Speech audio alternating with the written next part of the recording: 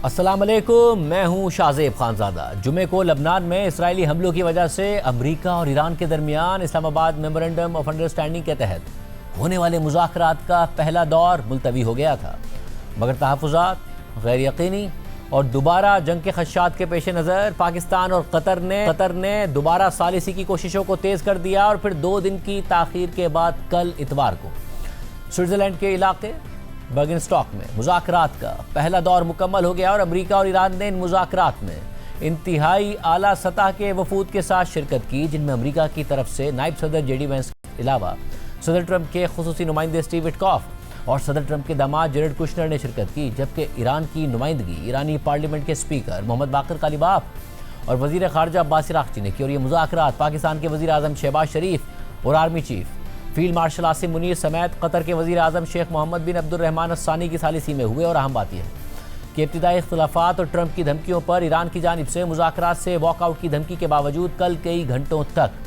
America और Iran के इंतहाई आला सतह पर मुज़ाकरात हुए, जिसके बाद आज न सिर्फ अहम पेशरफ्त के ऐलानात सामने आए हैं, बल्कि अमेरिका ने ईरानी तेल की फ़रोख्त के लिए जनरल लाइसेंस भी जारी कर दिया है।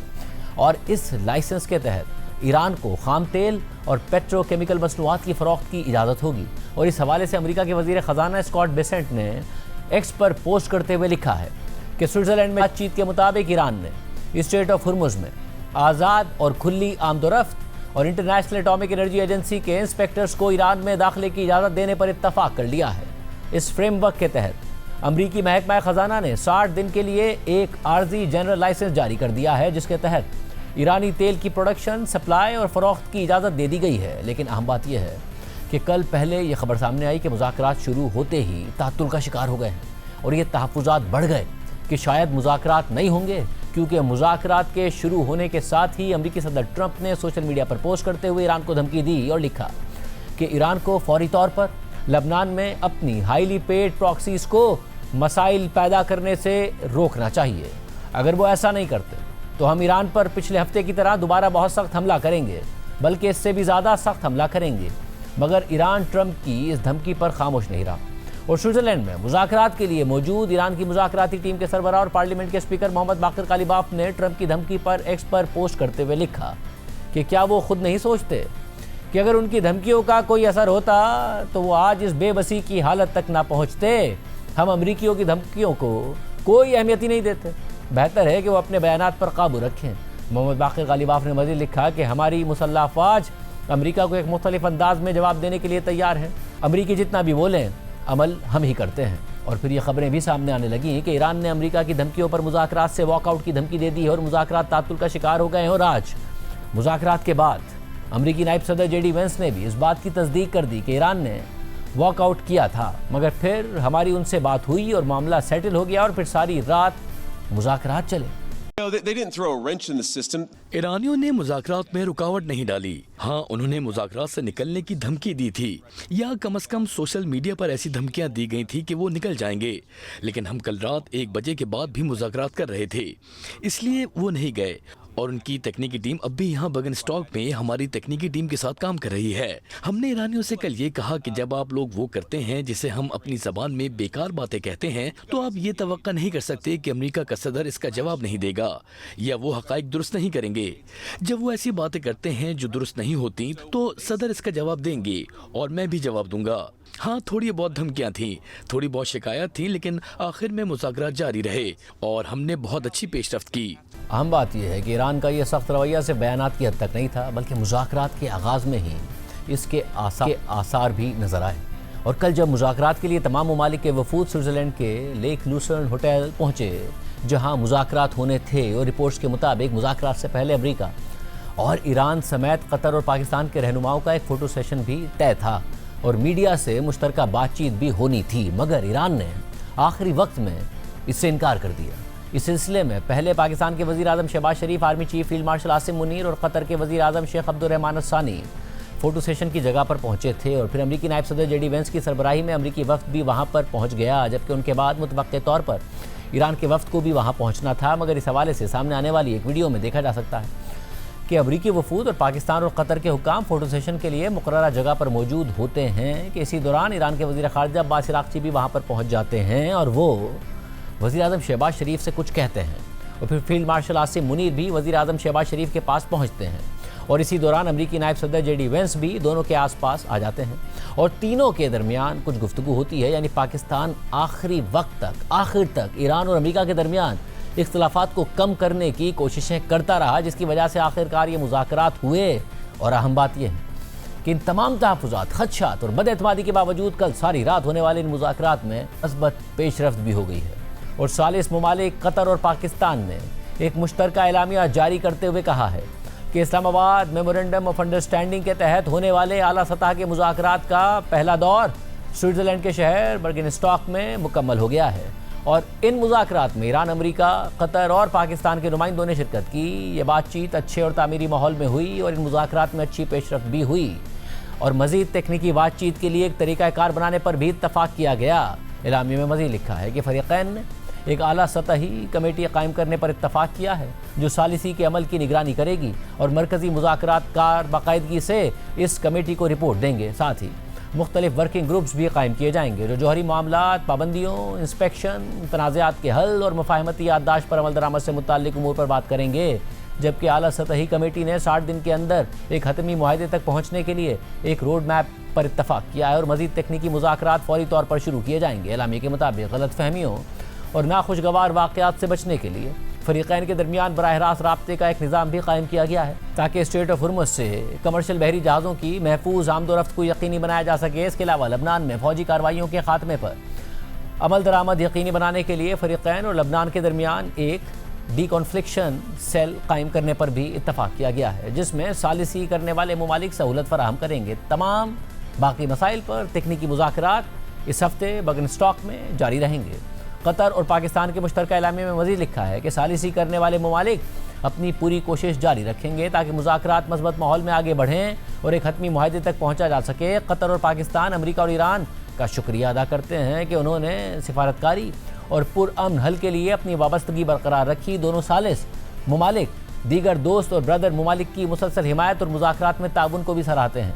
कतर और पाकिस्तान का ये मुश्तरका एलामिया सामने आने के बाद ईरान के वज़ीर ख़ारजा अब्बास इराक़ची ने इसे एक्स पर शेयर करते हुए लिखा कि पाकिस्तान और कतर की अनथक सालिसी से लबनान जंग के खात्मे के लिए बड़ी पेशरफ्त हुई है।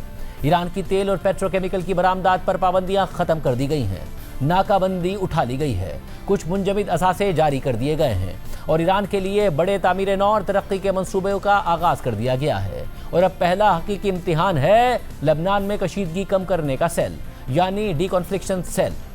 जबकि आज दोपहर में ईरान की वज़ारत ख़ारजा के तर्जुमान इस्माइल बक़ाई ने मुज़ाकरात में होने वाली पेशरफ्त के हवाले से एक तफसीली बयान जारी कर दिया जिसके मुताबिक ईरान का वफ़द जंग के खात्मे के लिए मुफ़ाहमती याददाश्त की शिकों पर अमल दरामद के हवाले से होने वाली सख्त और तफसीली बातचीत के बाद वतन वापस जा रहा है। ये बातचीत जो याददाश्त की शिक नंबर 1, 5, 10 और 11 पर मरकूज़ थी, इतवार की सुबह स्विट्ज़रलैंड में शुरू हुई और पीर की सुबह तक जारी रही। ईरान और अमरीका की मुशावरत के साथ तैयार किए गए सालिस ममालिक कतर और पाकिस्तान के एक मुश्तरका बयान के मुताबिक मुफ़ाहमती याददाश्त की शिकों पर अमल दरामद की निगरानी के लिए इंतज़ामी तरीक़ाकार तय किया गया और इस बात पर इत्तफ़ाक़ हुआ कि माहिरीन और तकनीकी सतह पर बातचीत जारी रहेगी ताकि जंग के खात्मे के मुआहदे पर मौसर अमल दरामद को आगे बढ़ाया जा सके। बयान में मज़ीद लिखा है कि मुफ़ाहमती याददाश्त की शिक 13 के तहत हतमी मुआहदे के लिए मुज़ाकरात का आगाज़ इस बात पर मुनहसिर है कि शिक नंबर 1, 4, 5, 10 और 11 पर अमल दरामद शुरू हो और जारी रहे।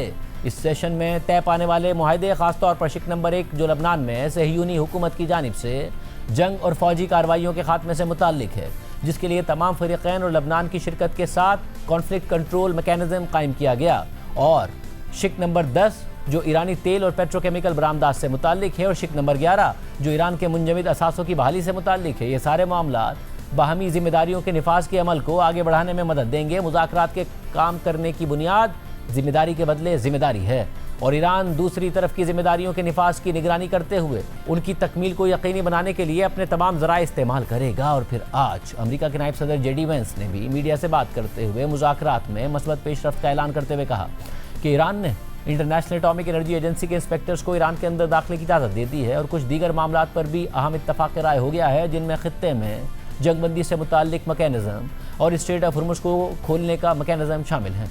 Yesterday was a very, very good day. कल का दिन बहुत ही अच्छा रहा। हमने काफी मुस्बत पेशरफ्त की। हमने बिल्कुल वही हासिल किया जो हम करना चाहते थे, लेकिन 4 अहम काम पूरे किए। सबसे पहले हम अपना हुर्मस खुला रखने के लिए एक निज़ाम कायम करना चाहते थे। ये रास्ता खुला है। हम ये भी यकीनन बनाना चाहते थे कि हम बाकायदा राब्ते और हमआहंगी के साथ एक ऐसा निज़ाम कायम करें कि अपना हुर्मस में बारूदी सुरंगों को साफ किया जा सके और नकलो हरकत महफूज रहे, और यही हमने कल किया। दूसरी बात, हम इलाकाई जंगबंदी के लिए भी एक राब्ते का निज़ाम बनाना चाहते थे। हम ये यकीनी बनाना चाहते थे कि अगर फायरिंग होती है, अगर हिजबुल्लाह इसराइल पर हमला करे या इसराइल जवाब दे या खित्ते में कोई और तनाज़ा पैदा हो, तो हम एक दूसरे से राब्ते में हों और मिलकर फायरिंग रोकने का तरीका तलाश करें, और हमने ये निज़ाम भी कायम कर लिया है। तीसरी बात, ईरानियों ने इस बात पर रजामंदी की है कि वो IEA के मुआयनाकारों को दोबारा अपने मुल्क में आने की इजाज़त देंगे। ये अमरीकी अवाम के लिए एक बहुत बड़ी कामयाबी है और ईरान के जौहरी हथियारों के प्रोग्राम को मुस्तकिल तौर पर ख़त्म करने की जानिब पहला कदम है। हमने जौहरी मुज़ाकरात के दूसरे मामलात में भी काफ़ी अहम पेशरफ्त की है, और आखिरी मकसद के तौर पर हम ये हासिल करना चाहते हैं कि आइंदा होने वाली तकनीकी मुज़ाकरात के अमल को बाकायदा तौर पर शुरू करें। हमारी टीमों ने जो ईरानियों, कतरियों और पाकिस्तानियों के साथ काम कर रही थी, कल बहुत अच्छी पेशरफ्त दिखाई। आगे भी ये तकनीकी मुज़ाकरात जारी रहेंगे। हमने एक कामयाब हतमी मुआहदे के लिए बहुत अच्छी बुनियाद रख दी है। अहम बात यह है कि इसराइल ईरान के साथ होने वाली इस मुफाहमती याददाश्त के साथ मुत्तफ़िक नहीं है और इसराइल के अंदर इस मुआहदे को एक नाकामी करार दिया जा रहा है। मगर अमरीकी हुकूमत न सिर्फ इस मुआहदे पर कायम है, बल्कि वो इस हवाले से इसराइली तनकीद पर भी इंतहाई सख्त रद्दअमल दे रही है। जबकि अब तकरीबन 92% इसराइली ये समझते हैं कि ईरान इसराइल और अमेरिका के साथ जंग में फातह के तौर पर सामने आया है।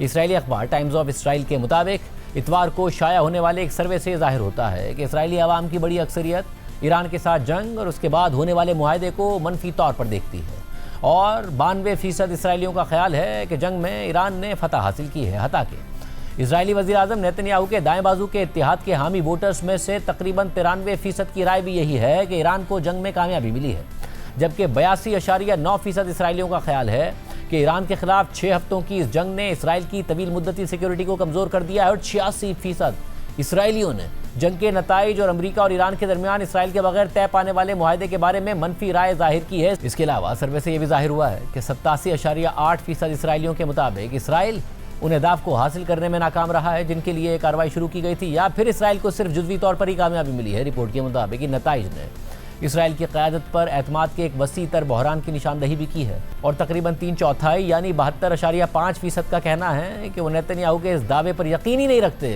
कि इसराइल ने जंग में नुमायां कामयाबियां हासिल की हैं और एक बड़ा ख़तरा ख़त्म कर दिया है। जबकि 56.4% इसराइलियों ने तो जंग के दौरान नेतन्याहू की क़यादत को ही नाकाम या कमज़ोर करार दिया है। जबकि इस सर्वे में ईरान जंग की वजह से नेतन्याहू के सियासी असर वसूख को पहुँचने वाले नुकसान की भी निशानदही हुई है, जिसके मुताबिक नेतन्याहू की वजारत उज़्मा के लिए हिमायत मार्च के आगाज़ में 40.5% से गिरकर जून में 29.4% तक रह गई है। सर्वे से यह भी वाज़ेह हुआ है कि अमरीकी सदर ट्रंप के जंग के इंतज़ाम और इसके बाद के इक़दामात यानी ईरान के साथ मुआहदे पर इसराइल में शदीद नाराज़गी पाई जाती है, और ये मुआहदा इसराइल में बहुत गैर मकबूल है। और तकरीबन 69.1% इसराइलियों ने ट्रंप की जंगी हिकमत अमली को नाकाम या कमज़ोर करार दिया। ताहम सर्वे में लबनान में हिजबुल्लाह के खिलाफ इसराइल की फ़ौजी कार्रवाई के हवाले से हिमायत बरकरार नजर आई, और जब यह सवाल पूछा गया कि क्या इसराइल को हिजबुल्लाह के खिलाफ बड़ी फ़ौजी कार्रवाई दोबारा शुरू कर देनी चाहिए जिनमें बैरूत में हमले भी शामिल हैं, चाहे इससे ट्रंप के साथ कशीदगी का ख़तरा ही क्यों ना हो, तो 48.2% इसराइलियों ने इसकी हिमायत की, 20.9% ने मुखालफत की, जबकि 30.9% गैर यकीनी का शिकार थे। दूसरी जानिब गुज़िश्ता दिनों यह खबर भी सामने आई थी कि अमेरिका कतर के साथ मिलकर ईरान को मुंजमद असासे देने के लिए एक मंसूबे पर काम कर रहा है। अमेरिकी अखबार वॉल स्ट्रीट जर्नल के मुताबिक इस मामले से वाकिफ़ कुछ लोगों का कहना है कि अमेरिका कतर के साथ मिलकर एक ऐसे मंसूबे पर काम कर रहा है जिसके तहत ईरान के मुंजमद फंड्स में से अरबों डॉलर्स इंसानी ज़रूरियात के लिए दस्तयाब किए जाएंगे। ये हाल ही में जंग ख़त्म करने के लिए तय पाने वाले मुआहदे के तहत ईरान को दिए जाने वाले इब्तिदाई माली इंसेंटिव्स में से एक है। यह मंसूबा अभी मुकम्मल नहीं हुआ है और इसका मकसद ईरान को दुनिया भर में मुंजमद उसके तकरीबन 100 अरब डॉलर्स में से कुछ रकम खर्च करने की इजाज़त देना है, जिसका आगाज़ कतर में मौजूद 6 अरब डॉलर से किया जाएगा। मुआहदे के तहत कतर ईरान के मरकज़ी बैंक को खुराक, अद्वियात और दीगर इंसानी ज़रूरियात की खरीदारी की इजाज़त देगा जो कि बैरून मुल्क मुंजमद ईरानी असासों से अदा की जाएंगी, जिनमें ज़्यादातर वो रकूम शामिल हैं जो तेल की फ़रोख्त से हासिल हुई मगर पाबंदियों की वजह से रोक दी गई थी। और बाज़ सोर्सेज़ के मुताबिक ईरान का अभी इस तरीक़ाकार से इत्तफ़ाक़ करना बाकी है। ये उन कई तजावीज़ में से एक है जो अमेरिका आइंदा 2 माह में ईरान के साथ जौहरी मुज़ाकरात के दौरान पेश करने की तवक्को रखता है।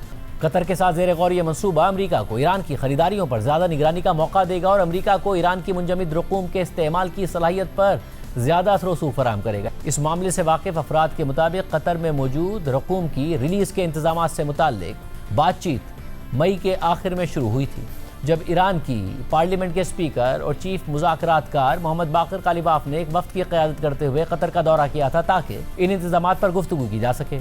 जबकि अमेरिका भी ईरान के मुंजमद असासों तक रसाई के मामले में ज़्यादा लचक दिखाने पर आमादा है और एक सीनियर अमरीकी एहलकार के मुताबिक अगर ईरान मुफाहमती याददाश्त पर अमल दरामद करता है तो उसे इन असासों तक रसाई दी जाएगी और अच्छे रवैये पर ईरान को मज़ीद सहूलतें भी मिल सकती हैं। अहम बात यह है कि आज मीडिया से बात करते हुए अमरीकी नायब सदर JD वेंस ने कतर और अमेरिका के दरमियान ऐसे किसी मंसूबे की खबर को मिस रिपोर्टिंग करार दिया, मगर फिर इस बात की भी तस्दीक कर दी कि अमेरिका कतर के साथ ईरान के मुंजमद असासों की बहाली के हवाले से एक मंसूबे पर काम कर रहा है।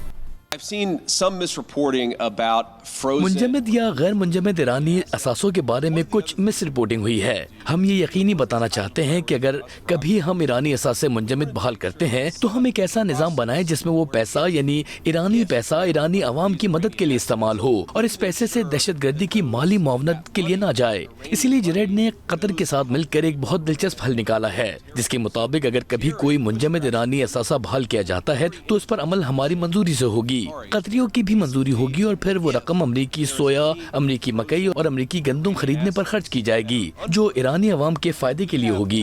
इस सारी सूरत हाल में कल ईरान के सदर मसूद पेज़ेश्कियान एक अहम दौरे पर पाकिस्तान पहुंच रहे हैं और ये जंग के बाद ईरानी सदर का किसी भी मुल्क का पहला दौरा है। इस हवाले से मजीद बात करेंगे। हमारे साथ मौजूद हैं अयाज अकबर यूसुफजई, नुमाइंदा जियो न्यूज़ जो कि स्विट्ज़रलैंड में मौजूद हैं। इसके अलावा एजाज सैयद, नुमाइंदा जियो न्यूज़ इस्लामाबाद में मौजूद हैं। हामिद मीर साहब सीनियर सहाफ़ी लबनान से हमें ज्वाइन करेंगे। क्या इसराइली कार्रवाइयाँ ख़त्म हुई हैं या कम हुई हैं, इस तमाम चीज़ों के बाद उनसे भी बात करेंगे। अयाज पहले आप बताइएगा, ज़ाहिर है सब कुछ विटनेस किया आप लोगों ने, जो कुछ वहाँ पर हो रहा था, एक लम्हे के लिए ऐसा भी लगा कि शायद कोई डेडलॉक हो गया है, कोई माहौल ख़राब हो गया है सदर ट्रंप की ट्वीट की वजह से, पोस्ट की वजह से, पता नहीं मामला किस तरफ जाएंगे, मगर फिर एलामिया अच्छा आया है। उसके बाद आज भी डेवलपमेंट्स अच्छी ही हुई हैं।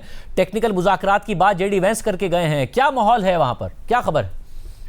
देखिए शाहजेब साहब, एक आपको जैसे मालूम है कि जब ये MOU साइन हुआ, इलेक्ट्रॉनिकली साइन होने के बाद 19 जून को यहाँ पर जो बर्गनस्टॉक यहाँ पर रिजॉर्ट के हवाले से बताया जा रहा था कि ये एक मीटिंग होगी और उसके बाद टेक्निकल मुज़ाकरात की तरफ जाया जाएगा। लेकिन वहाँ पर जब एक सीज फायर की खिलाफ वर्जी होती है, लबनान पे अटैक होता है, तो ईरानी जो वहाँ पर हुकाम थे उन्होंने इस जो है वो इस मुज़ाकरात के अंदर जो है आने से इनकार किया, जिसके बाद इसको पोस्टपोन करना पड़ा और फिर ये जस्टिफाई करना पड़ा क्योंकि दस्तखत हो गए हैं तो फिर इस सेरेमनी की शायद ज़रूरत नहीं थी, जबकि ऐसा नहीं था। इस सेरेमनी की ज़रूरत थी इसी तमाम इवेंट के अंदर मुज़ाकरात के अमल जो है एक रोड मैप तैयार करना था या आगे इसको लेके चलना था कि जो टेक्निकल मुज़ाकरात कैसे होंगे, उसके क्या पाथवे होगा, वो तमाम चीज़ के अंदर डिस्कस होनी थी। उसके बाद फिर हुकूमत पाकिस्तान एक मरतबा फिर माजी की तरह इस तमाम चीज़ों को आगे लेके जाने की कोशिश की और फिर field marshal general Asim Munir की एक मरतबा फिर ईरानी जो हुक्मरान हैं उनसे रब्ता हुआ और उसके बाद मोहसिन नकवी साहब एज आ पैगाम रसा वहाँ पर पहुंचे और उनके वहाँ बैठे हुए ही 21 जून की तारीख जो है वो यहाँ पर तय की गई और 21 जून को ये जो 19 जून को जो मुज़ाकरात होने थे वो 21 जून को होने शुरू हो गए। तमाम लोग भी आ गए, माहौल भी अच्छा था। सुबह पाकिस्तान की जो लीडरशिप से अमेरिकन लीडरशिप की एक अच्छी मुलाकात भी हुई और उसके बाद ईरानी लीडरशिप के साथ पाकिस्तान की एक अच्छी मुलाकात हुई। जब ये मुज़ाकराती अमल शुरू करने के हवाले से उस हॉल के अंदर तमाम लोग पहुंचे क्योंकि पाकिस्तान इसमें एज ए सालिस था, पाकिस्तान इसको एक किस्म का होस्ट भी कर रहा था और बड़ी बात ये थी कि पाकिस्तान इसमें मॉडरेटर का काम भी कर रहा था। इस पूरे शो को जो शो रनर था वो पाकिस्तान था और इसलिए वज़ीर आज़म पाकिस्तान शहबाज शरीफ थे, वहाँ पर खड़े रहे, इंतजार भी करते रहे। JD वेंस आए, उनसे मुलाकात हुई, ईरानी डेलीगेशन वहाँ नहीं पहुंचा। उसके बाद अब्बास इराक़ची आते हैं और कान में जो है वो बात करते हैं वज़ीर आज़म पाकिस्तान के और उसके बाद वो चले जाते हैं और कुछ देर के बाद जो है वो मोहसिन नकवी उनके पीछे चले जाते हैं और उसके बाद वज़ीर आज़म पाकिस्तान शहबाज शरीफ और JD वेंस जो है वो खड़े होकर मीडिया से बात करते हैं, जिसमें उन्होंने JD वेंस ने पाकिस्तान की जो काविशें हैं उसको सराहा भी और तारीफें भी की, वज़ीर आज़म की भी और खुसूसी तौर पर फील्ड मार्शल की तारीफें की, वो जो आपने सब विटनेस भी किया, तमाम मीडिया पर वो चलता रहा। उसके बाद फिर तमाम मीडिया को आउट किया जाता है और उसके बाद मुज़ाकराती अमल शुरू होता है। उससे पहले एक तस्वीर खिंचवानी थी, उस हवाले से हमने बड़ा इंतजार भी किया लेकिन वो फोटो नहीं आई, यानी ईरानी डेलीगेशन रिलेक्टेड थी अमेरिकन जो है वो डेलीगेशन के साथ किसी भी वीडियो में आने से, किसी भी तस्वीर में आने से उसके पस मंजर अलग है, क्योंकि वो समझते हैं कि उन पे अटैक किया, उनकी लीडरशिप को शहीद किया गया, उनके मासूम बच्चों पे जो अटैक्स हुए। तो इसलिए इस तमाम पैराए में वो ये समझते हैं, जो हमारी यहाँ लोगों से बात हुई, उनका ये कहना था कि हम इस तमाम सूरत हाल के बाद इनके साथ एक जगह पर पब्लिक अपीयरेंस नहीं देंगे। शाहजेब साहब, मुज़ाकरात शुरू होते हैं, तकरीबन लगभग 100 मिनट तक ये मुज़ाकरात का पहला सेशन होता है और उसके बाद बाज़ाब्ता तौर पर ब्रेक होती है, जिसके अंदर हमारे ज़राए ने बताया कि लबनान के जो जंग बंदी के हवाले से जो वायलेशन हुई है सीज फायर की, उसमें डिटेल से बात हुई, जो पाबंदियां हैं, सैंक्शंस हैं, जो जोरी प्रोग्राम के हवाले से बातचीत हो रही थी, वो तमाम चीज़ें इसके अंदर डिस्कस हुई। डिस्कशन खत्म होने के बाद उसके रोड मैप बनना था, जो वर्किंग ग्रुप्स बनने थे, तमाम चीज़ें, वो सेकंड राउंड में होना था। लेकिन उसके बाद अचानक प्रेसिडेंट ट्रंप की एक ट्वीट आती है, जिसके बाद हम कोशिश करते हैं कि ये मुज़ाकराती अमल शुरू क्यों नहीं हो रहा। तो बाद में हमें मालूम ये हुआ कि रिलेक्टेड थे वो इस मुज़ाकरात में, बाज़ाब्ता तौर पर डायरेक्ट मुज़ाकरात अगर हम इसको कहें तो उसमें बैठने से वो गुरेजा थे। उन्होंने कहा हम इनके साथ नहीं बैठते। उन्होंने अपनी ये जो एहतजाज था वो हुकूमत पाकिस्तान की जो रिप्रेजेंटेटिव थे उस वक्त मोहसिन नकवी साहब के थ्रू वो लीडरशिप तक पहुंचाया।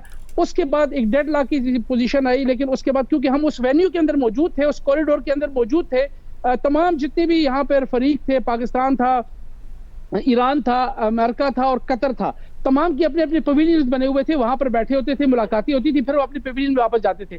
हमने खुद विटनेस किया field marshal general Asim Munir को, मोहसिन नकवी साहब को और प्रेसिडेंट को, प्राइम मिनिस्टर को, कि वो इनसे बारहा जाके इनडायरेक्टली बातचीत करते रहे और एक किस्म का दोनों को एक प्लेटफॉर्म पे जो है वो इकट्ठा करने की कोशिश की। लेकिन ये मुज़ाकरात जो डायरेक्ट से फिर इनडायरेक्टली तरफ चले गए और उसके बाद फिर हमें ये खबर दी जो हमने दी कि अब मुज़ाकरात जो है वो डायरेक्टली नहीं होंगे, बल्कि एक जॉइंट स्टेटमेंट आएगी और वो जॉइंट स्टेटमेंट फिर सुबह पाकिस्तानी वक्त के मुताबिक तकरीबन 6 बजे जो है वो यहाँ के वक्त के मुताबिक जो है वो 6 बजे आई और उसके बाद वो 6 बजे आने के बाद जो है वो कतर और पाकिस्तान की तरफ से एक जॉइंट जो है वो स्टेटमेंट जारी की गई और उसके बाद वो तमाम तर उसके अंदर जो कि एक इबहाम था। इवन देन शाहजेब साहब, जो सरकारी मीडिया था ईरान का, वो भी ये कह रहा था कि वो छोड़ के चले गए हैं, ईरानी डेलीगेशन जो है वो मुज़ाकराती अमल छोड़ के चले गए हैं, होटल से चले गए, जबकि बाहर हम ये कहते रहे कि हम वहाँ मौजूद हैं, ईरानी डेलीगेशन भी मौजूद है, मुज़ाकराती अमल डायरेक्ट की बजाय इनडायरेक्ट हो रहा है, तमाम तर मामला ठीक चल रहे हैं।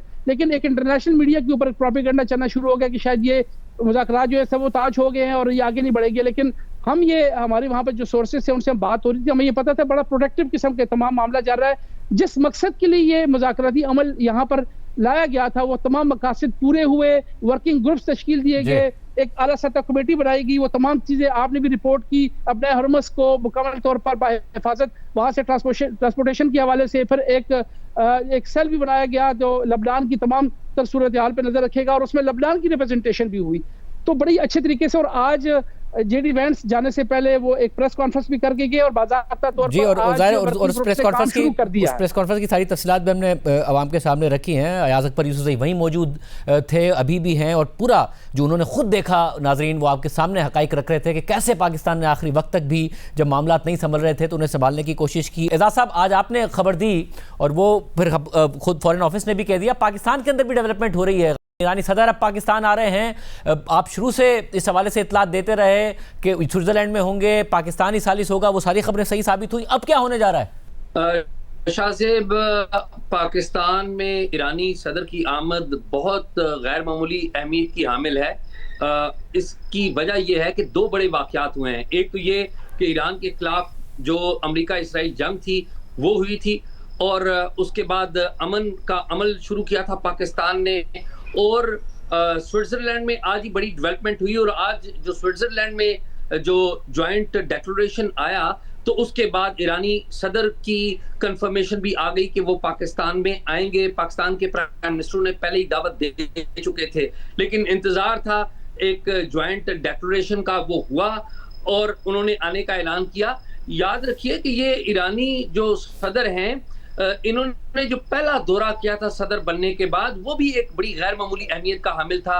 उस वक्त भी दो बड़े वाकयात हुए थे। एक तो ये कि याद हो आपको कि पिछले साल जून में इसराइल ईरान जंग हुई थी और उसमें पाकिस्तान ने खुलकर ईरान का साथ दिया था। और उस जंग के बाद जुलाई में बाद में हिंदुस्तान और पाकिस्तान की एक जंग भी हुई थी। और ये दो जो बड़े वाकयात थे, जून में ये जंग हुई थी और साथ ही पाकिस्तान और हिंदुस्तान का स्टैंड ऑफ हुआ था। उस स्टैंड ऑफ के बाद और उस जंग के बाद ईरान के सदर उस वक्त अगस्त के पहले हफ्ते में पाकिस्तान में आए थे। और ये जो दौरा है उनका, ये इसलिए अहमियत का हामिल है कि अब से थोड़ी देर पहले अमेरिकी ट्रेजरी डिपार्टमेंट ने भी एक इजाजतनामा, खुसूसी इजाजतनामा होता है जिसे एक्स परमिशन कहते हैं, वो जारी कर दिया है ईरान को कि ईरान अपनी जो पेट्रोकेमिकल्स हैं और दीगर जो तिजारत है वो कर सकता है। 21 अगस्त तक की उसको इजाजत दी गई है और पाकिस्तान को इस बारे में पहले से पता था। इसीलिए ईरानी वफद के हमरा उनकी जो तिजारत से मुतल्लिक अहम शख्सियात हैं और साथ ही साथ उनके फाइनेंस से मुतल्लिक अहम शख्सियात हैं, वो यहाँ पर आ रही हैं। और पाकिस्तान और ईरान अब तिजारत का एक नया अमल शुरू करने जा रहे हैं। और जब लास्ट टाइम ये आए थे तो कहा गया था गालबन $5 बिलियन तक की कोई बात की गई थी कि हम $5 बिलियन तक तिजारत लेकर जाएंगे। उस वक्त तो शायद इतना मुमकिन नहीं था क्योंकि पाबंदियां थी। अब तो ये मुमकिन भी हो गया, तो इसलिए ये दौरा गैर मामूली अहमियत का हामिल है। शुक्रिया। अब हम लबनान जाएंगे और लबनान में मार्टर्स स्क्वायर से हमें ज्वाइन कर रहे हैं हामिद मीर साहब। हामिद मीर साहब, बहुत शुक्रिया हमें ज्वाइन करने के लिए। मीर साहब, लबनान इस वक्त अमेरिका और ईरान के मुज़ाकरात में सबसे बड़ा मसला है। क्या आज भी वहाँ इसराइल ने खिलाफ वर्जियाँ की हैं? क्या बमबारी की है? ऑन ग्राउंड क्या सूरत हाल देख रहे हैं आप? शाहजेब खानदार साहब, आप जानते हैं कि इस वक्त जो लबनान है वो आलमी सियासत में बड़ा अहम हो चुका है। कल अमेरिका में लबनान और इसराइल के मुज़ाकरात शुरू होने वाले हैं और हाल ही में जो स्विट्ज़रलैंड में मुज़ाकरात हुए अमेरिका और ईरान के दरमियान, उसके बाद जो जॉइंट डिक्लेरेशन जारी हुआ उसमें भी लबनान का जिक्र था।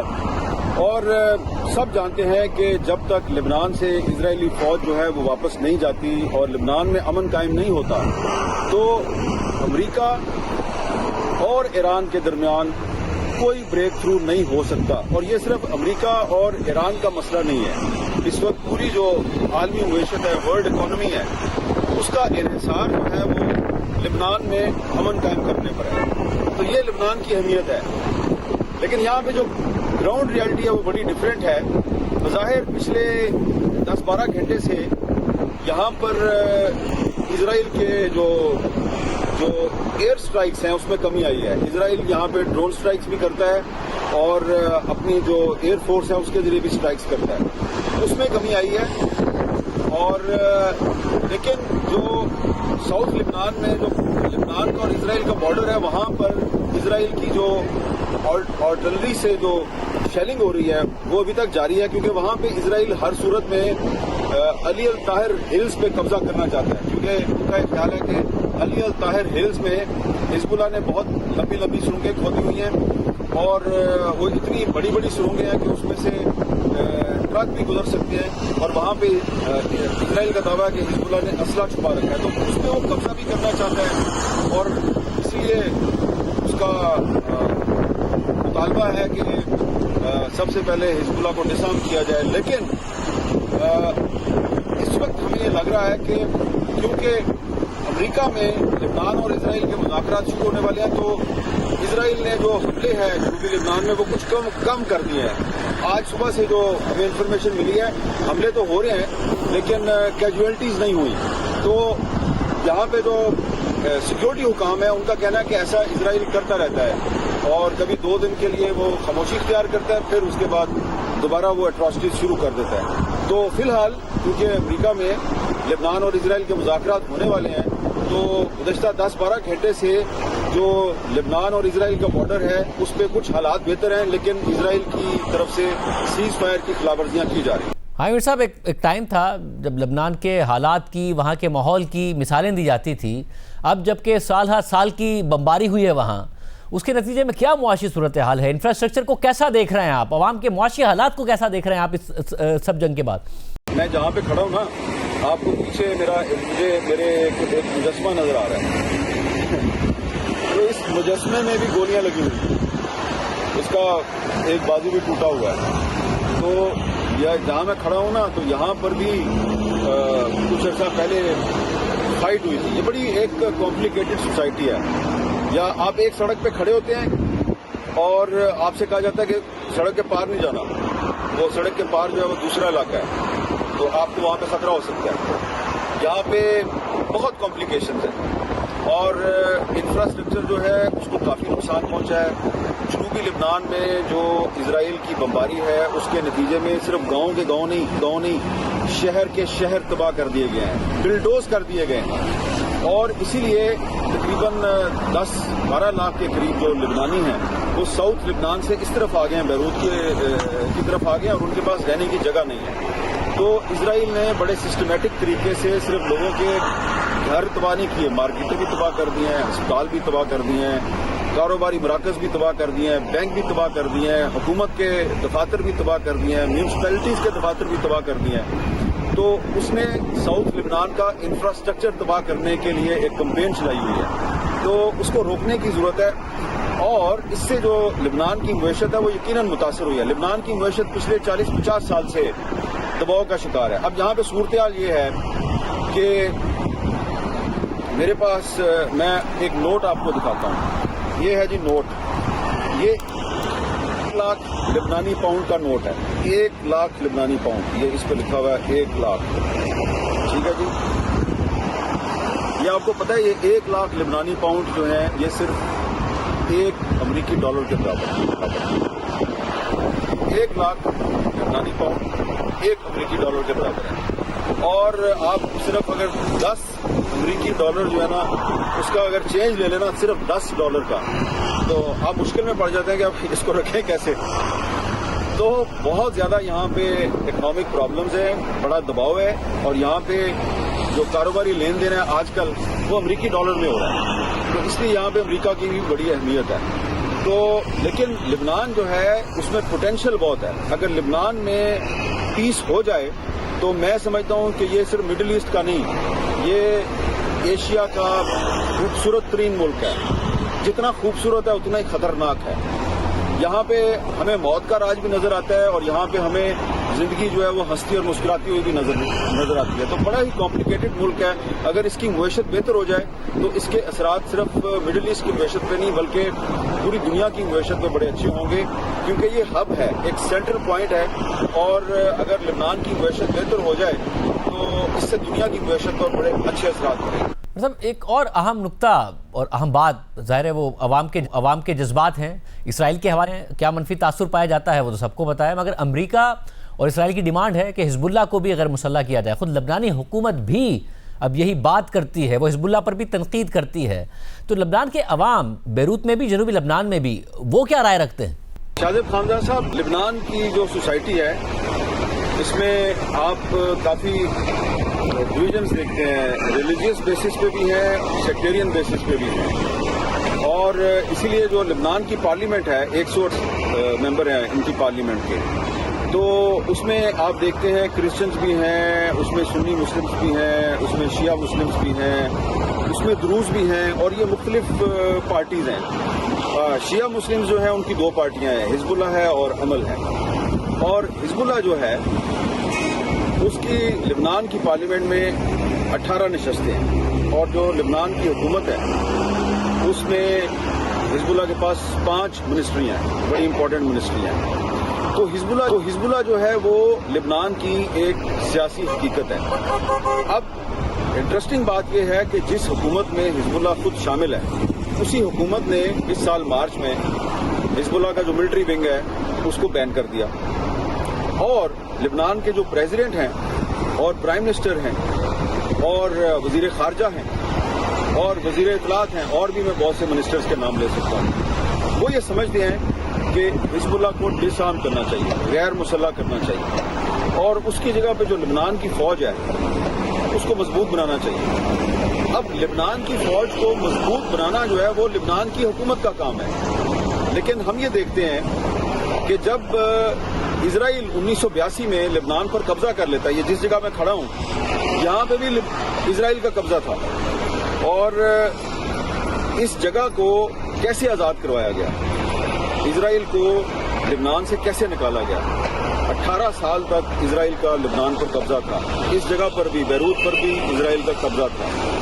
तो मुजाहमत की, बहुत से ग्रुपों ने मुजाहमत की, लेकिन जो हिजबुल्लाह की मुजाहमत थी वो सबसे भरपूर थी और हिजबुल्लाह ही की वजह से इजराइल को सन 2000 में यहां से निकलना पड़ा। फिर इस दौरान में इसराइल बार बार हमले करता रहा, तो उसके खिलाफ जो सबसे ज्यादा मुजाहमत है वो हिजबुल्लाह ने की है। तो हिजबुल्लाह जो है वो एक सियासी हकीकत भी है और हिजबुल्लाह की जो मुसल्लह मुजाहमत है वो भी यहाँ की एक ग्राउंड रियलिटी है। अभी भी जो मार्च में इसराइल ने साउथ लेबनान पर हमला किया, तो पहले तो इसराइल जो है वो जब साउथ लेबनान में अपने टैंकों समेत घुसता था तो बिल्कुल वो बैरूत के पास आ जाता था, लेकिन अब वो 6-7 किलोमीटर से आगे नहीं बढ़ सका, हिजबुल्लाह ने उसको रोका हुआ। इसलिए यहाँ की जो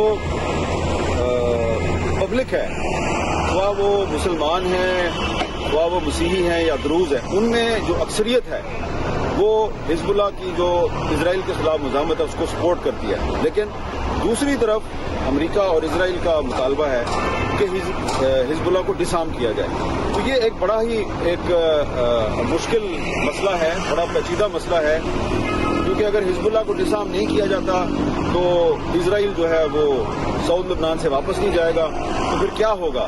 तो यहाँ पे जो हमने हुकूमत के लोगों से और हिजबुल्लाह के लोगों से और बाकी लोगों से बात किया है, तो फिलहाल हमें ये लग रहा है कि इसमें पाकिस्तान, सऊदी अरब, कतर, तुर्की और कुछ दीगर जो ममालिक हैं वो रोल प्ले कर सकते हैं।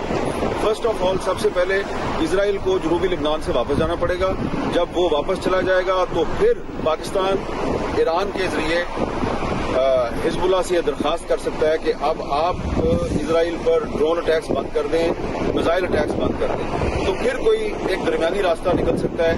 और इसीलिए यहाँ पे जो अवाम है वो, मैं जहाँ कहीं भी जाता हूँ तो वो क्रिश्चियन हैं, मुसलमान हैं, दरूज हैं, उनको पाकिस्तान से बड़ी उम्मीदें वाबस्ता हैं। तो देखें कि आने वाले दिनों में पाकिस्तान और कतर की कोशिश से ये जो एक बहुत ही पेचीदा सूरत हाल है लेबनान में, इसमें कोई सलूशन निकलता है या नहीं निकलता। क्या हामिद मीर साहब लेबनान से तफसीलात बता रहे थे। प्रोग्राम में आगे बढ़ते हैं। आज से 2 साल पहले कंजर्वेटिव पार्टी के 14 साल इक़्तिदार का खात्मा करते हुए बरतानिया के वज़ीर आज़म बनने वाले लेबर पार्टी के लीडर सर कीर स्टारमर ने आज अपने ओहदे से मुस्ताफ़ी होने का ऐलान कर दिया है। उन्होंने लेबर पार्टी की क़यादत भी छोड़ने का ऐलान कर दिया है और इस तरह के स्टारमर गुज़िश्ता 10 सालों में ओहदा छोड़ने वाले बरतानिया के 6ठे वज़ीर आज़म बन गए। 10 सालों में 6ठे वज़ीर आज़म। और नज़र आ रहा है कि कंजर्वेटिव पार्टी के दौर में ब्रेक्जिट यानी बरतानिया को यूरोपीय यूनियन से अलहदगी के फैसले के बाद से बरतानिया जिस सियासी अदम इस्तेहकाम या गैर यकीनी का शिकार हो गया था, उसे लेबर पार्टी भी ख़त्म नहीं कर सकी है। कीर स्टारमर गुज़िश्ता इलेक्शन में किए गए अपने वादों पर अमल दरामद करने में नाकामी और अवाम की फलाह के हवाले से मायूस कुन कारकर्दगी की वजह से बरतानवी अवाम में मुसलसल अपनी मकबूलियत खो रहे थे और इसके असरात लेबर पार्टी पर भी पड़ रहे थे। गुज़िश्ता कुछ हफ्तों से खुद लेबर पार्टी के अंदर से कीर स्टारमर को शदीद मुखालफत और तनकीद का सामना था। यहाँ तक कि कीर स्टारमर के ओहदे पर बरकरार रहने को लेबर पार्टी के इंतखाबी मुस्तकबिल के लिए ख़तरा करार दिया जा रहा था और ये खदशात गुज़िश्ता महीने बरतानिया भर में होने वाले लोकल बॉडीज़ इलेक्शन में दुरुस्त भी साबित हो गए थे, जहाँ लेबर पार्टी को दाएं बाजू की जमात रिफॉर्म यूके के हाथों बदतरीन शिकस्त का सामना करना पड़ा था और लेबर पार्टी का गढ़ समझे जाने वाले कई इलाकों से उसका सफाया हो गया था। और ये दबाव कीर स्टारमर की हुकूमत के अंदर भी महसूस किया गया और उनकी काबीना के कई अरकान मुस्ताफ़ी हो गए और ख़ुद उन पर इस्तीफ़े के लिए दबाव बढ़ गया, मगर वो मुसलसल इनकार करते रहे। लेकिन फिर गुज़िश्ता हफ्ते लेबर पार्टी में ही कीर स्टारमर के हरीफ समझे जाने वाले एंडी बर्नम, जो कि 2017 से ग्रेटर मैनचेस्टर के मेयर थे, वो मेकरफील्ड की नशिस्त पर होने वाले ज़िमनी इलेक्शन में कामयाब हो गए और बरतानवी पार्लियामेंट के रुकन मुंतखब हो गए। अहम बात यह है कि लेबर पार्टी के ही एक रुकन जॉर्ज साइमंस ने मेकरफील्ड की नशिस्त से इस्तीफ़ा ही इसलिए दिया था ताकि एंडी बर्नम की पार्लियामेंट में आमद का रास्ता हमवार हो सके। और दिलचस्प बात यह भी कि वैसे तो एंडी बर्नम ने हालिया बल्दियाती इलेक्शन में हैरान कुन कारकर्दगी दिखाने वाली दाएं बाजू की जमात रिफॉर्म यूके पार्टी के नुमाइंदे को शिकस्त दे दी, मगर उनकी कामयाबी को उन्हीं की पार्टी के लीडर और वज़ीर आज़म कीर स्टारमर के खिलाफ अवाम का अदम एतमाद और तब्दीली का वोट करार दिया गया। यहाँ तक कि रिफॉर्म यूके पार्टी के सरबराह नाइजल फराज ने भी एंडी बर्नम की कामयाबी की वजह एंटी स्टारमर वोट को करार दिया। गुज़िश्ता हफ्ते एंडी बर्नम की इंतखाबी कामयाबी के बाद कीर स्टारमर पर मुस्ताफ़ी होने के लिए दबाव में मज़ीद इजाफा हो गया, जिसके बाद गुज़िश्ता रोज़ अपने करीबी हलकों और साथियों से तवील मुशावरत के बाद आज वज़ीर आज़म कीर स्टारमर ने 10 डाउनिंग स्ट्रीट के बाहर प्रेस कॉन्फ्रेंस में मुस्ताफ़ी होने का ऐलान कर दिया और कहा कि वह अगले वज़ीर आज़म के इंतखाब का अमल मुकम्मल होने तक अपने ओहदे पर काम जारी रखेगी। I will resign as leader of the Labour Party. The question my party is asking now is whether I am best placed to lead us into the next general election. I have heard the answer of my parliamentary party to that question, and I accept that answer with good grace. Every decision I've taken has been about putting the country I love first. That is why I will resign as leader of the Labour Party. And when I leave the biggest job in the country, I shall spend more time on the most important job, being the best husband I can to my fantastic wife Vic, who has been a rock by my side through good times and bad, and being the best dad I can to my beautiful children, who are my pride and my joy. किर Starmer के Mustafi होने के बाद labour party के अगले वज़ीर आज़म के मुमकिन उम्मीदवार एंडी बर्नम ने बतौर रुकने पार्लियामेंट हल्फ उठा लिया है। साथ ही उन्होंने अपनी एक पोस्ट में लिखा कि किर स्टार्मर ने बरतानिया की बहुत खिदमत की और मैं इस तरह के मुश्किल दौर में उनकी क़यादत और लगन पर उनका शुक्रिया अदा करना चाहता हूँ। उनका ओहदे से मुस्ताफ़ी होने का यह फ़ैसला एक नए मरहले के आगाज़ की निशानदही करता है और ये ज़रूरी है कि यह अमल एक मुनज़्ज़म और ज़िम्मेदाराना तरीके से अंजाम दिया जाए। मैं ख़ुद को भी इस अमल का हिस्सा बनाने के लिए पेश करूँगा। दूसरी तरफ दाएं बाजू की जमात रिफॉर्म यूके ने किर स्टार्मर के इस्तीफे के बाद मुल्क भर में नए इंतखाबात का मुतालबा कर दिया है। रिफॉर्म यूके पार्टी के सरबराह नाइजल फराज ने अपने एक वीडियो बयान में कहा कि बरतानिया बिखर गया है, हम नए इलेक्शन का मुतालबा करते हैं। What is going on here, frankly, is reminiscent of a banana republic that has totally devalued the very process of general elections and democracy. I demand, we at Reform demand, a general election. After all, when the Conservatives were chopping and changing prime ministers, Labour kept saying there should be a general election. Britain is broken. 6 prime ministers in 7 years should convince you of that fact. We are ready for a general election. इससे पहले गुज़िश्ता रोज़ जब किर Starmer के इस्तीफे की खबरें ज़ोर पकड़ रही थीं तो अमेरिका के सदर ट्रंप ने एक पोस्ट में लिखा कि किर स्टार्मर बतौर बरतानवी वज़ीर आज़म मुस्ताफ़ी हो जाएंगे। वो 2 इंतहाई अहम मामलात पर बुरी तरह नाकाम हो गए जो कि इमिग्रेशन और एनर्जी के मामलात हैं। I wish him well. बात करेंगे लंदन से हमारे साथ मौजूद हैं नुमाइंदा जी न्यूज़ मुर्तज़ा अली शाह साहब, बहुत शुक्रिया हमें शो में ज्वाइन करने के लिए। आप ज़ाहिर बड़ा तफसील से कवर करते हैं बरतानवी पॉलिटिक्स को भी। ये तवक्को की जा रही थी जितनी लैंडस्लाइड विक्ट्री मिली थी किर स्टार्मर को कि अब कोई स्टेबिलिटी आ जाएगी, मगर नहीं आ पाई। अब भी ये तवक्को की जाए कि स्टेबिलिटी आएगी, अगली हुकूमत कंटिन्यू कर पाएगी या फिर इलेक्शन और इसी साइकिल की तरफ जा रहा है, और किस तरीके से आप देखते हैं इनके इस्तीफे को? काज़िब, ये एक मेकशिफ्ट अरेंजमेंट तो ज़रूर लग रही है, लेकिन ये जो जिस तरह का बरतानिया को क्राइसिस का सामना है, ये स्टेबिलिटी को ज़रा मुश्किल वो लग रही है। और उसकी वजह यह है कि आप अगर पिछले जो है ना 10 से 11 साल की एवरेज निकालें तो हर 1.5 साल के बाद यहाँ पर प्राइम मिनिस्टर चेंज हुआ है। इस तरह तो शायद ही दुनिया के किसी और मुल्क में हो कि 8वां प्राइम मिनिस्टर जो सिर्फ 10 से 11 साल के अंदर चेंज हो रहा है। और ये एंडी बर्नम इस वक्त उनकी ज़रूर एक्सेप्टेबिलिटी है, उनकी पॉपुलैरिटी भी है, और उसकी वजह यह है कि उन्होंने जो as mayor of Greater Manchester उन्होंने अच्छे काम किए, उन्होंने इकोनॉमी वहाँ बेहतर की, बाज़ जो पब्लिक ट्रांसपोर्ट को उन्होंने वहाँ पे कहा जाता है कि रेवोल्यूशनाइज किया। लेकिन जब आप पूरे मुल्क की बात करते हैं तो उनके लिए चंद ये जो हनीमून का पीरियड है शायद 1 हफ्ते तक ही चलेगा। उसके बाद यहाँ पर सवालात उनकी पॉपुलैरिटी पे, उनके एजेंडा के ऊपर होंगे। वो इस वक्त वो आ रहे हैं, जो आपको याद होगा कि आज से 2.5-3 साल पहले जब किर स्टार्मर की लीडरशिप में लेबर पार्टी ने लड़ा था तो लैंडस्लाइड उनकी विक्ट्री हुई थी। 400 से ज़ायद उन्होंने सीटें ली थी और जो कंजर्वेटिव पार्टी को उन्होंने वाइप आउट कर दिया था। लेकिन आज अगर इलेक्शन हो, सिर्फ इतने चंद महीनों के अंदर अगर आप देखें, अगर आज की इलेक्शन हो तो पोल्स ये बता रहे हैं, और जैसा कि रिफ्लेक्ट हुआ जो आज से चंद वीक्स पहले जो लोकल गवर्नमेंट के इलेक्शन हुए, कि लेबर पार्टी वाइप आउट हो जाएगी। इसलिए किर स्टार्मर, उनकी कैबिनेट और उन्होंने ये फील किया कि एंडी बर्नम को आना चाहिए ताकि ये जो पार्टी का जो डाउनवर्ड स्पाइरल है ये किसी हवाले से रुके। एंडी बर्नम का ये कहना है कि उनके पास नया एजेंडा है, उनके पास प्रोग्रेसिव एजेंडा है, और ये कि वो तब्दीली लाएंगे जो इससे पहले किर स्टार्मर नहीं ला सके थे। ये उनके लिए टेस्ट है। और जो किर स्टार्मर के लिए सबसे बड़ा प्रॉब्लम ये बना कि आपको याद होगा जो जेफरी एप्स्टीन और पीटर मैंडेलसन का जो स्कैंडल सामने आया, उनकी जजमेंट के हवाले से सवालात उठे। उनके ऊपर सवालात ये थे कि उन्होंने वादा किया था कि वो इकोनॉमिक रेवोल्यूशन लाएंगे, वो आम लोगों की जिंदगी बेहतर बनाएंगे। वो उस एजेंडा में बुरी तौर पर नाकाम हुए, चूंकि बरतानिया की जो मैशत है, खास तौर पर जो इन्फ्लेशन है, वो पिछले 2.5-3 साल में सिर्फ बढ़ती ही जा रही है। और आम जो लोग हैं वो रोजाना की बुनियाद पर जो आटा, दाल पेट्रोल, इनकी प्राइसेस के ऊपर फेड अप है। और यही चीज़ यहाँ पे बैलेट बॉक्स पे भी रिफ्लेक्ट हुई, ये जो ओपिनियन पोल्स में रिफ्लेक्ट हो रही है। और इसको जो रिफॉर्म पार्टी एक पॉपुलिस्ट और एक नए बरतानिया के नाम पर वो उसको एक्सप्लॉइट कर रहे हैं। लेकिन अभी चूंकि इनकी जो पार्लियामेंट के अंदर लेबर पार्टी की मेजॉरिटी इतनी कंफर्टेबल है कि उस वक्त तक उनको पार्लियामेंट्री वोट के जरिए से तो लेबर पार्टी इलेक्शन की तरफ नहीं जाएगी, लिहाजा वो अपनी टर्म पूरी करेंगे। एंडी बर्नम लगता है कि 1 साल तो वो आसानी से गुजार देंगे, उसके बाद लगता है कि उनके लिए भी क्राइसिस काफ़ी गंभीर होगा, अनलेस के एंडी बर्नम को ऐसा वाकई में ऐसा एजेंडा लाएं जिसको वो इम्प्लीमेंट कर सके और आम लोग फील करें कि इस प्राइम मिनिस्टर ने हमारी जिंदगियों में वाकई में तब्दीली लाई है। बहुत शुक्रिया मुर्तज़ा अली शाह, तफसीलात बता रहे हैं। ब्रेक शामिल करते हैं, कुरान खबर की तफसीलात आपके सामने रखें। पाकिस्तान टेलीकम्युनिकेशन रीऑर्गेनाइजेशन तरमीमी बिल 2026 हुकूमत के लिए एक पेचीदा मसला बन गया है और ये मसला भी हुकूमती नाअहली से ही खड़ा हुआ है। यहाँ तक कि हुकूमती नीयत पर भी सवाल उठ गया है। हुकूमत ने पहले एक मुतनाज़ बिल बनाया, फिर उसे कौमी असम्बली से मंजूर करवाया, फिर सेनेट की कायमा कमेटी बराए IT टेलीकम्युनिकेशन ने इस बिल पर एतराज़ात उठा दिए। सबसे पहले पीपल्स पार्टी के सेनेटर परवशा खान ने एतराज़ उठाया, नून लीग के सेनेटर अफनानुल्लाह खान और सादिया अब्बासी ने भी एतराज़ उठाया कि ये कैसे हो सकता है कि अगर कोई टेलीकॉम कंपनी किसी की प्राइवेट प्रॉपर्टी में अपना टावर या इक्विपमेंट लगाना चाहे तो ना करने वाले पर या तो 5 करोड़ रुपए तक का जुर्माना हो सकता है या फिर उसे हुकूमती दफातर के चक्कर लगाने पड़ेंगे।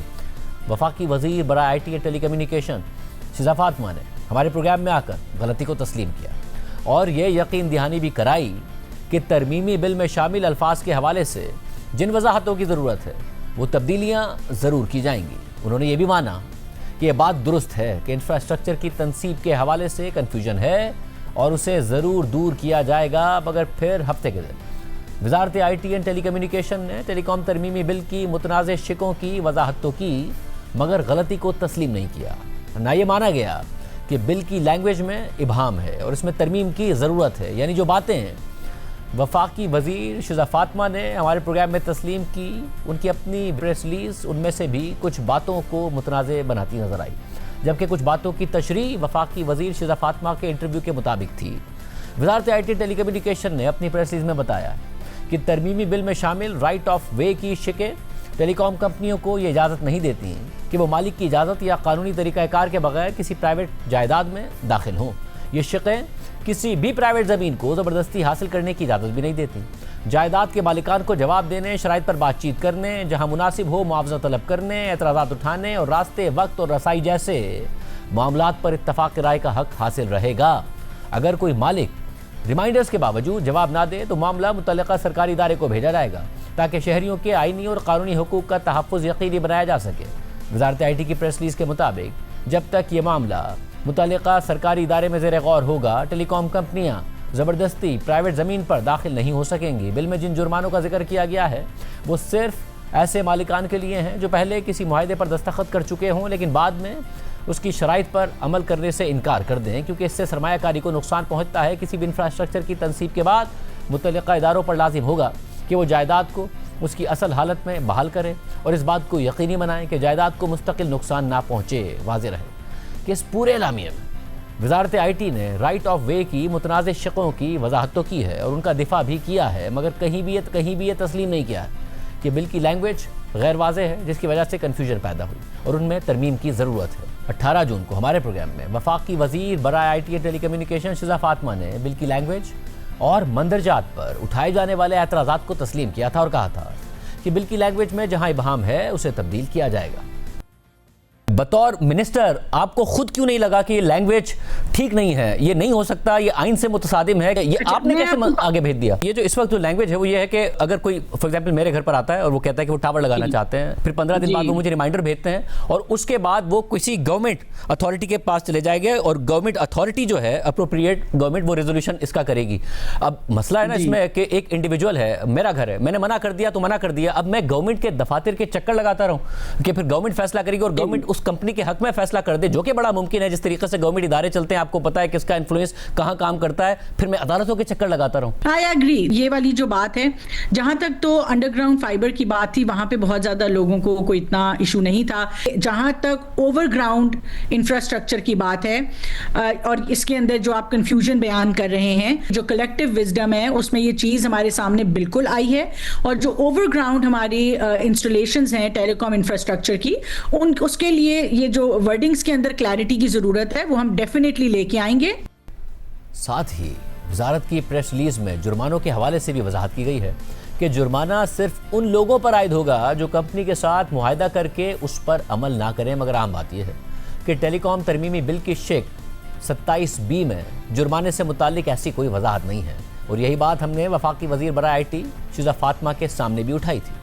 बिल में जब 27B में ये लिखा हुआ है कि अगर कोई ऑब्स्ट्रक्ट करे या डिले करे ग्रांट ऑफ राइट को, अंडर 27 है और 27A में लिखा हुआ है कि किस तरीके से जितनी भी पार्टीज हैं, चाहे वो प्राइवेट ओनर हो या फिर सोसाइटी हो या फिर पब्लिक प्रॉपर्टी हो, उसके ऊपर क्या प्रोसीजर होगा कि जिसके तहत उन्हें परमिशन देनी है। तो ये लिखा नहीं हुआ है, या तो आपको लैंग्वेज बदलनी पड़ेगी, फिर लैंग्वेज होनी नहीं चाहिए थी इधर, क्योंकि इससे तो ऐसा ही लग रहा है कि उसको 5 करोड़ तक का जुर्माना भुगतना पड़ेगा। ये फाइन इस तरह नहीं है कि अगर मेरे घर के कोई नॉक करें एंड मुझे कोई कहे कि जी मैंने आपके घर से तार गुजारनी है या टावर निकालना है, मैं कहूँ नहीं आप नहीं कर सकते और मेरे पे फाइन लग जाए, ये ऐसे नहीं है। फाइन वहां से स्टार्ट होता है जहां पे लॉफुल कॉन्ट्रैक्ट हो गया है विद म्यूचुअल कंसेंट, और उस लॉफुल कॉन्ट्रैक्ट के बाद जो है किसी भी किस्म की ऑब्स्ट्रक्शन आ रही है। साथ ही वज़ीर आज़म शहबाज शरीफ ने इस बिल पर नजरसानी के लिए 11 रुकनी कमेटी बना दी है। अब देखते हैं कि इस बिल में क्या तरामीम की जाएंगी और किन गलतियों को ठीक किया जाएगा। आज के प्रोग्राम में इतना ही, इजाज़त दीजिए, अल्लाह हाफ़िज़।